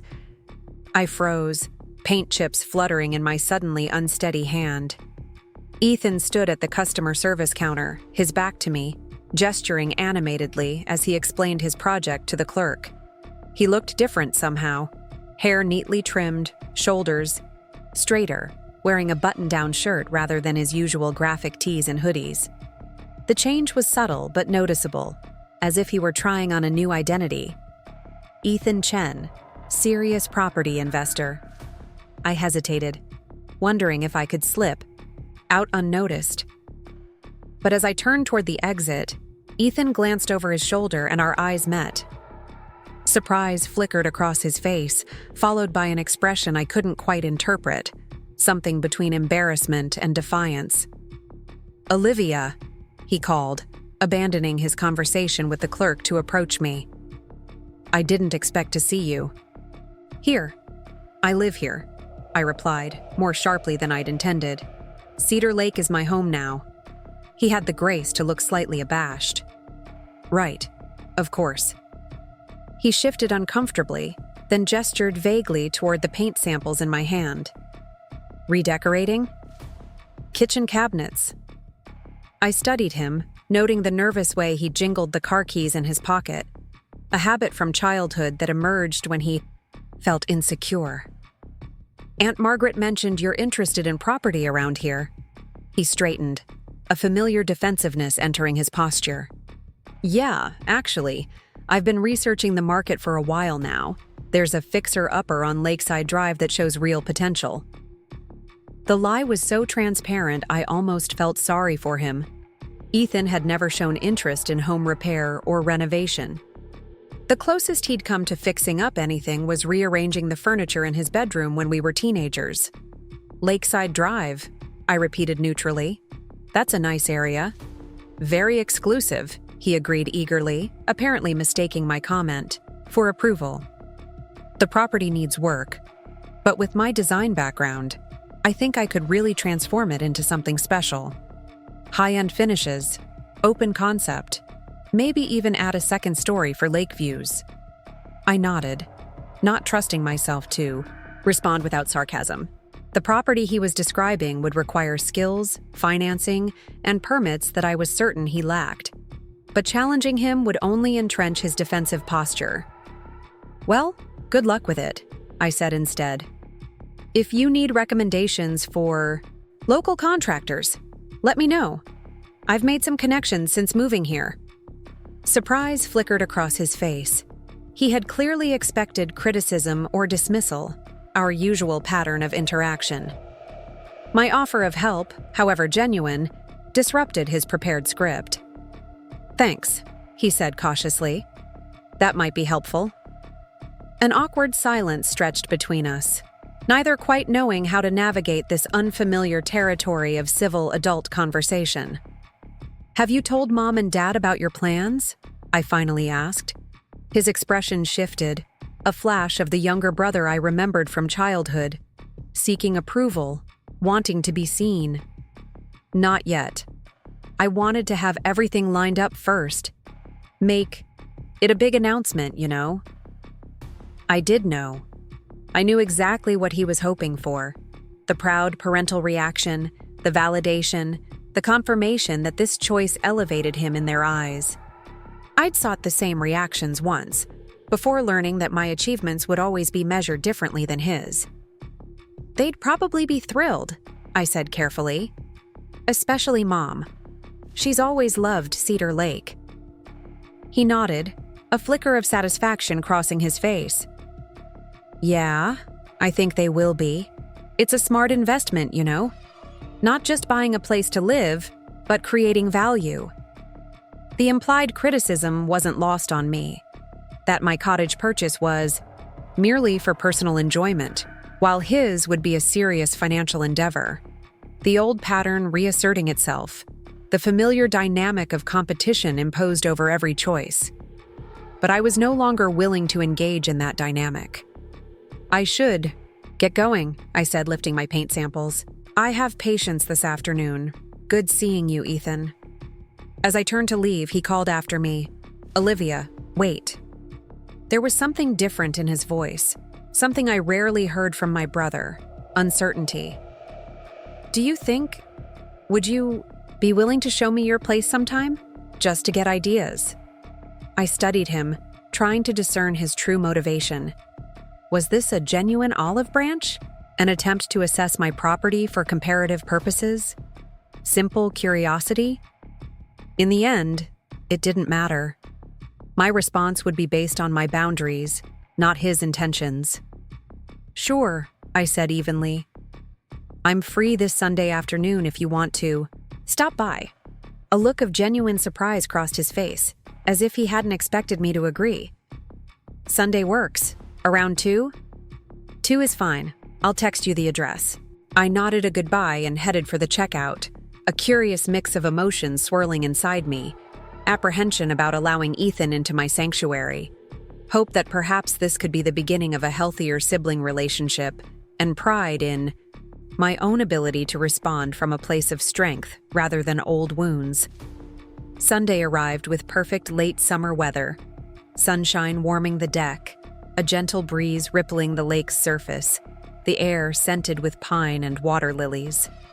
I found myself oddly nervous as 2 o'clock approached, straightening cushions and rearranging books that were already perfectly arranged. It had been years since Ethan had visited any place I lived, and this cottage represented something so personal, so significant to my journey. that allowing him inside felt like a vulnerability. His car pulled into my driveway at precisely 2, surprising me with his punctuality, another departure from his usual behavior. He emerged carrying a small potted plant, an unexpected gesture that momentarily threw me off balance. "Housewarming gift," he explained awkwardly, handing me the cheerful yellow chrysanthemum as he stepped onto the porch. "The lady at the garden center said these are good for beginners." "Thank you," I said, genuinely touched by the thoughtfulness, however belated. "I'm actually not a beginner anymore. I've got quite a garden going in the back. But I love chrysanthemums." He nodded, eyes already moving past me to take in the cottage's interior visible through the open door. "This is really nice, Olivia. From the outside it looks kind of small, but it's cozy," I supplied, stepping aside to let him enter. "Not huge, but perfect for me." He moved through my living room slowly, taking in the comfortable furniture, the bookshelves, the large windows framing lake views. I watched his face, trying to read his reaction. Was he cataloging details to report back to our parents? Mentally comparing my choices to what he would have done? Or was he simply seeing, perhaps for the first time, the life I had built for myself? "You did all this yourself?" he asked, gesturing to the built-in bookshelves I'd installed along one wall. "These look professional." "YouTube tutorials and a lot of patience," I admitted. "The cottage needed some updates when I bought it, but that's allowed me to make it exactly what I want." He nodded, moving toward the kitchen. "Mom said you bought this place without telling anyone. Just like, signed the papers and then announced it." There was a note of something like admiration in his voice, surprising me. "I did," I confirmed. "It was a personal decision." He ran a hand along my kitchen counter, eyes taking in the subway tile backsplash I'd installed myself. "That must have felt amazing," he said quietly, making a huge decision like that without having to run it by anyone. The comment caught me off guard, both in its perception and its hint of envy. Had Ethan, the perpetually supported son, envied my independence? The thought had never occurred to me. It was scary, I admitted. But yes, it felt right, like finally trusting myself to know what I needed. He nodded, a shadow crossing his face. "I don't think I've ever made a major decision without Mom and Dad weighing in or helping fund it." His honesty was unexpected, almost confessional. I led him through the rest of the cottage, showing him the spare bedroom I'd converted to a home office, the small sunroom where I practiced yoga on rainy mornings, and finally out to the deck and garden. "This is the best part," I told him, gesturing to the view of the lake stretching before us. "Every day it looks different. Different light, different mood. It never gets old." Ethan leaned against the deck railing, silent for a long moment. When he finally spoke, his voice had lost its earlier bravado, sounding younger and more vulnerable than I'd heard in years. "I'm not really buying a house on Lakeside Drive," he admitted, eyes fixed on the water. "I can barely afford the security deposit on an apartment right now." I joined him at the railing, careful to keep my expression neutral. "So the Cedar Lake property plans are total BS," he confirmed with a humorless laugh. "When I heard you'd bought a place here, the place Mom and Dad always talked about but could never afford, it felt like you'd won somehow. Like you'd beaten all of us to the finish line." The honesty was startling after years of posturing and competition. "It wasn't about winning, Ethan," I said quietly. "It was about finding a home that made me happy." He shrugged, a gesture so reminiscent of our teenage years that it almost made me smile. "Yeah, but that's the difference between us, isn't it? You were always building toward something. I was just coasting, waiting for the next bailout." The self-awareness surprised me.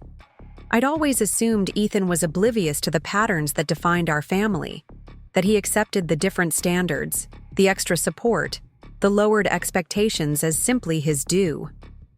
To hear him acknowledge it, even obliquely, shifted something in my perception of him. "It's not too late to change that pattern," I said carefully. He turned to face me fully, something uncertain and almost vulnerable in his expression.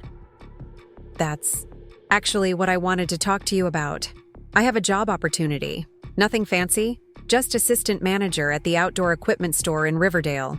It's walking distance from a decent apartment complex, and the pay is enough to live on, if I'm careful." I nodded, waiting for him to continue. "But Mom and Dad are against it," he went on, frustration edging his voice. "They think I should hold out for something that uses my creative talents.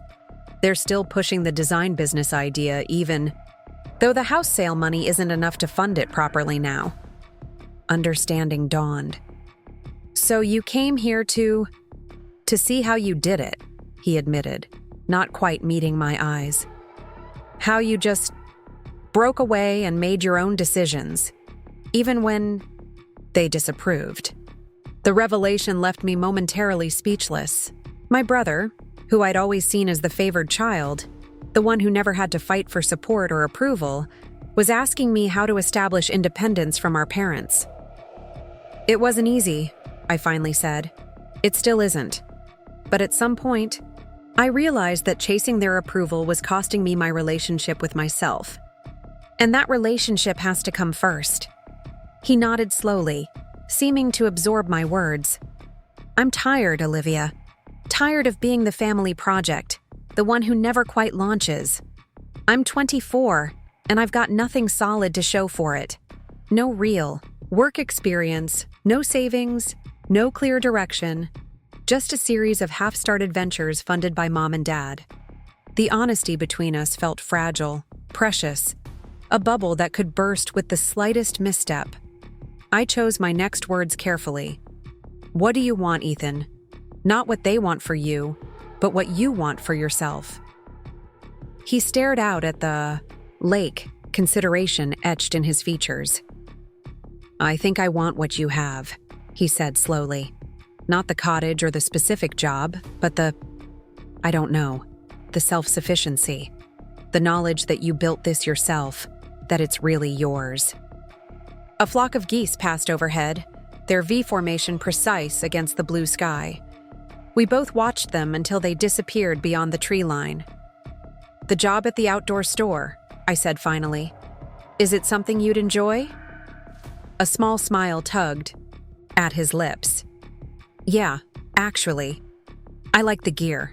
The customers who come in are usually pretty cool, and the staff seems laid back but professional. It's not changing the world, but it could be a solid starting point," I finished for him. "Your starting point, not theirs." He nodded, a new resolution forming in his expression. "Exactly." We stood in companionable silence for several minutes watching the lake, each lost in our own thoughts. The conversation had taken us into unfamiliar territory, not as the favored son and responsible daughter of our parents' creation, but as two adults trying to navigate complex family dynamics while building our own identities. "You know they'll fight this," I said eventually. "They'll say you're wasting your potential, that you're making a mistake." "I know," he sighed. "That's the other reason I came today.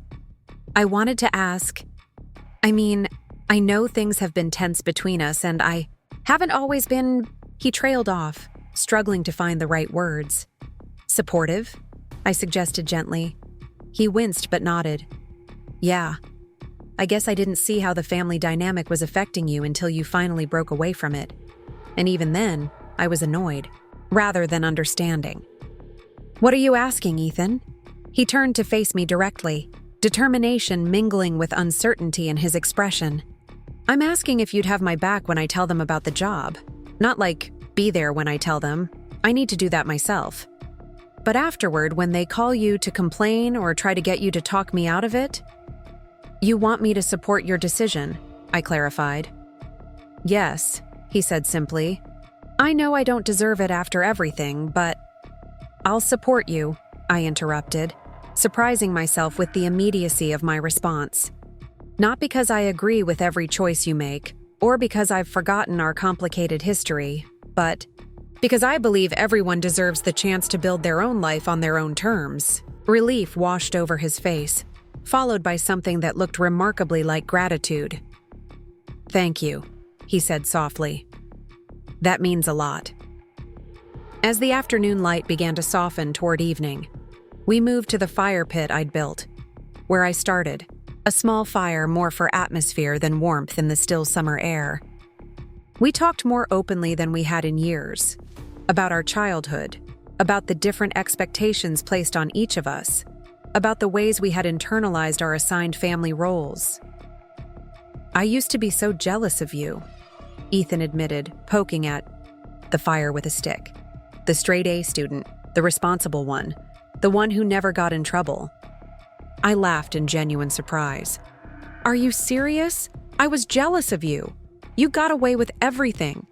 No matter what you did, they made excuses, found ways to support you, celebrated your smallest efforts."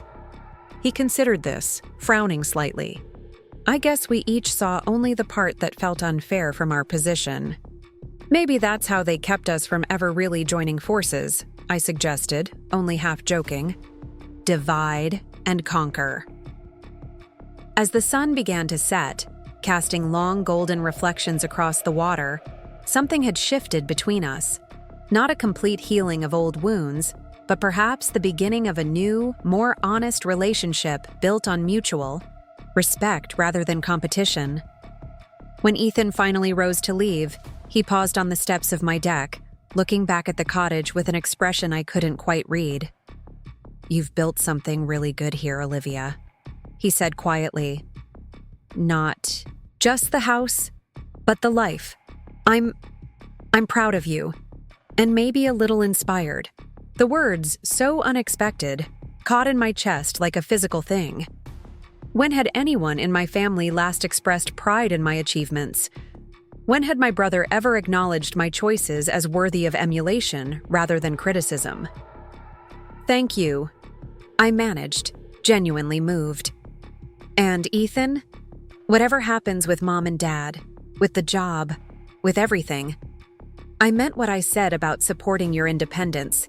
We might not always agree, but I'll always respect your right to make your own choices." He nodded, a new understanding passing between us. As his car disappeared down the lane, I remained on my porch, watching the last light fade from the sky, feeling as though something fundamental had shifted, not just in my relationship with Ethan, but in my understanding of our shared history. The patterns that had defined our family for decades were finally beginning to unravel, revealing the possibility of new connections, new dynamics, new ways of loving each other without the distorting lens of old roles and expectations. It wouldn't be easy, and it wouldn't happen overnight. But for the first time, I felt a fragile hope that my family might eventually find a healthier equilibrium, one where each of us could be seen and valued for who we truly were, not for who we had been assigned to be. And regardless of how that played out, I knew with bone-deep certainty that I would continue building my life on my own terms, not in opposition to my family, but in alignment with my authentic self. The cottage on Cedar Lake wasn't just a home. It was a declaration of independence, a physical manifestation of the inner strength I had discovered on this journey. As darkness settled over the lake and stars began to appear in the velvet sky, I felt a profound sense of gratitude, not just for the beautiful space I had created, but for the woman I was becoming in the process, strong enough to set boundaries, compassionate enough to leave doors open, wise enough to know the difference. Autumn arrived at Cedar Lake with breathtaking beauty. The surrounding forest transformed into a kaleidoscope of crimson, amber, and gold, each color reflected perfectly in the still water. Mornings brought mist rising from the lake's surface, afternoons offered warm sunshine and cool breezes, and evenings required sweaters and the comforting crackle of my fire pit. The changing season mirrored the transformation happening in my own life. 3 weeks had passed since Ethan's visit. 3 weeks of unexpected but welcome shifts in our family dynamic. True to his word, Ethan had accepted the position at the outdoor equipment store and signed a lease on a modest apartment nearby. He'd called me after telling our parents, his voice a mixture of exhaustion and triumph. "It went exactly how we expected," he'd reported. "Mom cried. Dad lectured about wasted potential. They both acted like I was throwing my life away by taking a retail job instead of pursuing their vision for me." "How do you feel about it?" I'd asked, more concerned with his emotional state than our parents' reaction. He'd paused, considering. "Weirdly okay, actually. It was hard in the moment, but afterward, I don't know, I felt lighter somehow. Like I could finally breathe." I knew that feeling intimately, the peculiar liberation that comes from breaking patterns that have constrained you for years. "That lightness is what independence feels like," I'd told him. "It gets stronger with practice." True to my prediction, my parents had called me the very next day, voices tight with contained frustration. "Olivia, have you spoken to your brother?" Mom had demanded without preamble. "Recently, yes," I'd replied carefully. "Then you know about this ridiculous retail job he's taking. After everything we've invested in his education, his potential, he's throwing it all away to sell hiking boots to tourists." I'd taken a deep breath, choosing my words with care. "I know he's accepted a position that offers stability, independence, and the chance to support himself. I think that's commendable." A stunned silence had followed, then my father's voice, sharp with accusation. "You encouraged this, didn't you? This is your influence." "Ethan is 24 years old, Dad. He made this decision himself.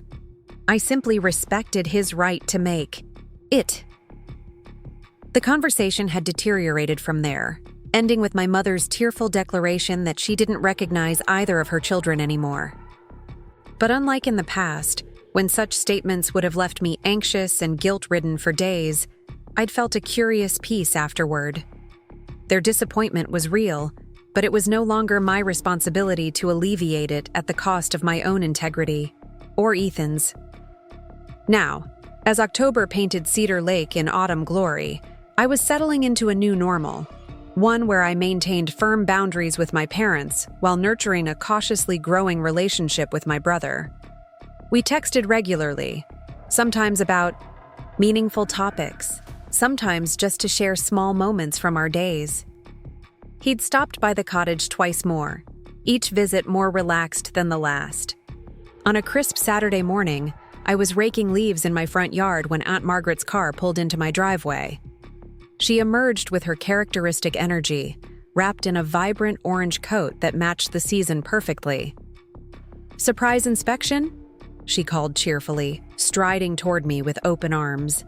"Let's see if this lake cottage lives up to all the family drama it's caused." I laughed, setting aside my rake to embrace her. "I've been inviting you to visit for months." "Some things need to be done on one's own timetable," she replied cryptically. "Now show me this controversial paradise of yours." I gave her the grand tour, delighting in her appreciative comments and insightful questions. Unlike my parents, who had viewed my home through the lens of their own narratives, Aunt Margaret saw it as an extension of me, noticing the books that reflected my interests, admiring the personal touches that made the space uniquely mine, asking about my garden, plans for next spring. "It suits you," she declared as we settled on the deck with mugs of spiced cider. "Not just the cottage, but this whole life you've created. It has Olivia written all over it, thoughtful, welcoming, with hidden depths."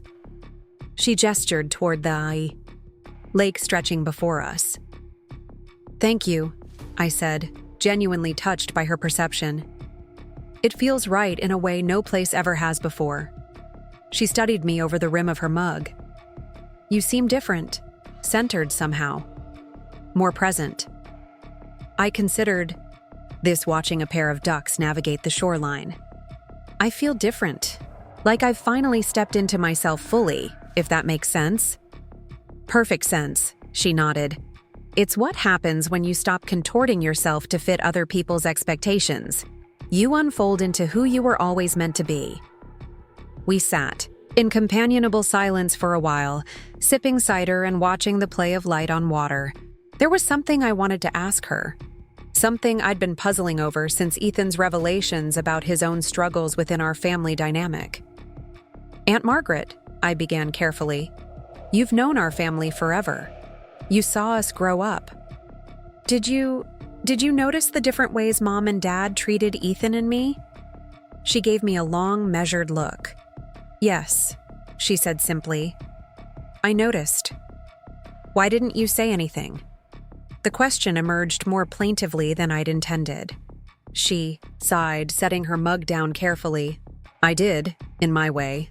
I made comments to your mother about the imbalance, about how they were doing both of you a disservice, Ethan by insulating him from consequences, you by taking your contributions for granted. But there's only so much an aunt can say before she's overstepping." I nodded, understanding her position even as a small part of me wished she had been more direct, more protective of the child I had been. "Besides," she continued, "family systems are powerful things. They resist change, especially from outside forces. What's happening now? With you establishing boundaries, with Ethan seeking independence, this change is sustainable precisely because it's coming from within the system." "They're not taking it well," I admitted. "Of course not," she chuckled without humor. "You've disrupted the roles they assigned everyone. That's threatening to people who've built their identities around those roles. Do you think they'll ever understand? Ever accept the new boundaries?" I asked, voicing the question that had lingered at the edges of my mind for months. Aunt Margaret considered this, her gaze drifting toward the horizon where lake met sky.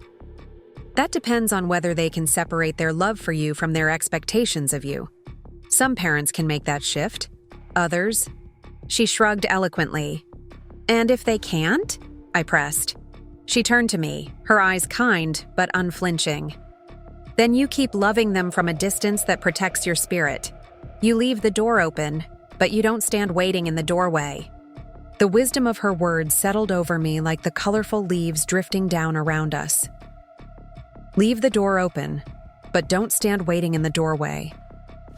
It captured perfectly the balance I was trying to achieve. Compassion without capitulation. Love without obligation. Aunt Margaret stayed through dinner, which we prepared together in my cozy kitchen, laughing and sharing stories. As evening approached, she reluctantly gathered her things to drive back to Maplewood. "This was exactly what I needed," she said, embracing me on the porch. "To see you thriving, to know you found your path. It gives me hope for all of us." After she left, I sat by my fire pit, watching flames dance against the deepening night. Aunt Margaret's visit had provided something I hadn't realized I needed. Validation from someone who had witnessed my journey from the beginning, who understood the family context from which my current choices had emerged. The next morning brought a text from Ethan. "Moved into the new apartment yesterday. It's small but mine. First time paying my own rent. Terrifying but good." I smiled at my phone, typing back, "Congratulations. Small and yours is better than big and borrowed. Trust me." He responded with a thumbs up emoji, followed by, "Mom keeps sending links to better apartments. Dad offering to supplement my rent for a nicer place." I laughed, recognizing the pattern. Our parents were shifting from outright opposition to subtle undermining, offering help that would maintain dependency while appearing supportive. It was a nuanced form of control I knew well. "Stay strong," I texted back. "The apartment you can afford on your own terms is worth more than a nicer place that comes with strings attached." 3 dots appeared as he typed his response. "Learning that the hard way. Worth it, though. Hey, can I come by next weekend? Bringing someone I'd like you to meet." This was unexpected. Ethan had never introduced me to any of his girlfriends or friends. Our relationship had been too distant, too competitive for that kind of sharing. The request represented a new level of trust between us. "Of course," I replied. "Sunday afternoon? I'll make lunch." The week passed in a blur of work, autumn yard maintenance, and preparations for winter. Cedar Lake residents warned me about the first snowfall, typically arriving by early November. I ordered firewood, scheduled a furnace check, and purchased a snow shovel for my deck. Practical preparations that filled me with a curious excitement rather than dread. My first winter at the lake would bring new experiences, new challenges, new beauty to discover. By Sunday, I had prepared a simple lunch of homemade soup and crusty bread, with apple crisp warming in the oven. I was setting the table when Ethan's car pulled up, followed by a modest blue sedan I didn't recognize. Ethan emerged first, looking more relaxed than I'd seen him in years. From the second car stepped a woman about his age, with curly dark hair and a hesitant smile. They approached the cottage together, Ethan's hand lightly touching her lower back in a gesture of gentle support. "Olivia," he said as I opened the door. "This is Maya. Maya, my sister Olivia." Maya extended her hand, her smile warming. "It's so nice to finally meet you. Ethan talks about you all the time." I shook her hand, surprised by this revelation. "All good things, I hope." "Mostly," she laughed, her eyes crinkling at the corners. "Though he did mention you're a stickler for punctuality, so we made sure to be on time." I welcomed them inside. Noting the easy way they moved together, the comfortable silence between them suggesting a relationship deeper than I had anticipated. Over lunch, I learned that Maya was a librarian at the Riverdale Public Library, that she and Ethan had actually met years ago through mutual friends, but had only started dating 6 months earlier, and that she had been instrumental in encouraging him to pursue the job at the outdoor equipment store. He kept saying he couldn't take a retail job because his parents would be disappointed, she explained, shooting Ethan an affectionate glance. I finally asked him whose life he was living, his or theirs. "I like her already," I told Ethan, raising my water glass in a mock toast. He grinned, a genuine, unguarded expression I hadn't seen since we were children. "Yeah, she has this annoying habit of being right about important things." As lunch progressed into afternoon, I observed the dynamics between them. The mutual respect, the easy banter, the way she gently challenged his self-deprecating comments without diminishing him. This was a healthier relationship than I had ever seen Ethan in, built on equality rather than dependence. Later, while Maya helped me clear the table, Ethan stepped out to take a call from work. She seized the moment of privacy to speak directly. "I wanted to thank you," she said quietly, loading dishes into my dishwasher, "for supporting Ethan's independence. It's been a difficult journey for him, breaking away from the patterns in your family." I paused, a serving bowl in my hands. "You know about all that?" She nodded, her expression compassionate but clear-eyed. "We've talked a lot about it. The different expectations for each of you, the way he was simultaneously privileged and undermined. It's taken him a long time to see those patterns clearly." "He's lucky to have someone who understands," I said, meaning it sincerely. "We all need that," she replied. "Someone who sees us clearly but kindly." She hesitated, then added, "He admires you, you know. What you've built here, how you've stood your ground. It's given him courage to do the same." The revelation touched me deeply, not because I needed Ethan's admiration, but because it suggested a fundamental shift in how he saw me. Not as competition, not as the responsible sibling whose achievements diminished him by comparison, but as a fellow traveler on a difficult but necessary journey toward authenticity. When Ethan returned, the three of us took a walk along the lakeshore, collecting colorful leaves and skipping stones across the calm water. The afternoon light gilded everything with a warm golden glow, creating a moment of rare perfection. Connection. Without strain, joy without shadows. As they prepared to leave, Ethan lingered on the porch while Maya started her car. "Thank you for today," he said simply. "For welcoming Maya, for..." He gestured vaguely. "All of it." I like her, I said honestly. She's good for you. He nodded, a smile tugging at his lips. She doesn't let me get away with anything. It's terrifying and exactly what I need.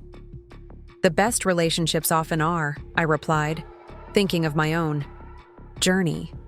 How the most valuable growth had come from facing truths I'd long avoided. Hey, he said suddenly, as if just remembering something important. Mom called yesterday. She and Dad want to have Thanksgiving at their new place. The townhouse is finally ready and I think they're trying to… He trailed off, searching for the right words. Reestablish family traditions on their terms, I suggested. Something like that, he agreed. They specifically asked me to invite you. Said they've been trying to reach you but haven't had much luck. This was news to me. I checked my phone occasionally for messages from my parents, but there had been nothing since our tense conversation about Ethan's job. I haven't heard from them, I said honestly. He shrugged. Maybe they're saying that to save face. Either way, they want you there. Maya's invited too. He hesitated, studying my expression. You don't have to decide now. Just think about it. I nodded, promising to consider it. After they left, I returned to my deck, watching the sun begin its descent toward the western shore of the lake. Thanksgiving at my parents' new home. A loaded invitation layered with potential meanings. Was it a genuine olive branch? A strategic move to regain control of the family narrative? An attempt to show that they had moved on from the house on Willow Street, just as I had moved on to Cedar Lake? The old Olivia would have immediately said yes, putting aside any reservations to maintain family harmony, but I was no longer that person. My relationship with my parents needed to evolve based on mutual respect, not obligation or guilt. I decided to wait a week before responding, giving myself time to check in with my own feelings rather than reacting from old patterns. When I finally called my mother directly, her surprise was audible. Olivia, I didn't expect. That is, it's good to hear from you. Hello, Mom, I said calmly. Ethan mentioned you're hosting Thanksgiving at the townhouse this year. Yes, she confirmed, her voice brightening. We're finally settled in. It's smaller than the house, of course, but quite nice. There's a community center with a pool and walking trails. I listened as she described the new place in detail.